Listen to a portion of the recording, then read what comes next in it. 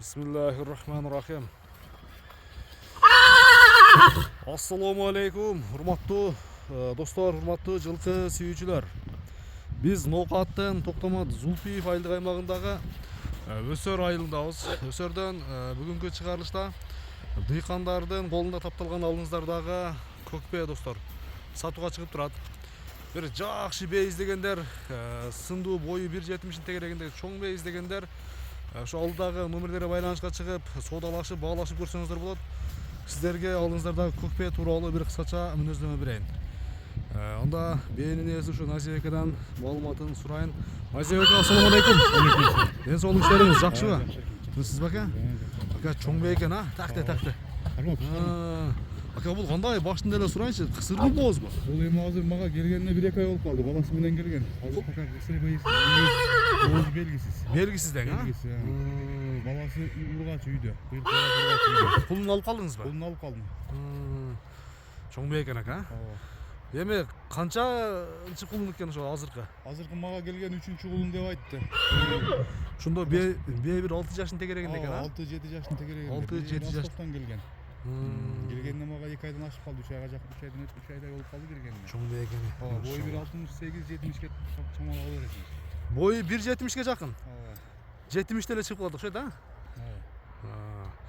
Кандай экен ака, эми бул мындай сабап неткенге болобу?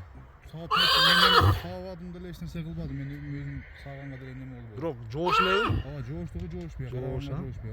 Үйдө эле турат. Чоң бей экен. Аке, баса бир алгы күчтүү айгырыңыздар болсо, эгерде кысыр болсо деле алып жакшы айгыр болсо койсоңуздар болот. Анан энчиге дагы чоң бей экен. Ден соолугунда айып жокпу, Назип ака? Бээ Ростовтон келген.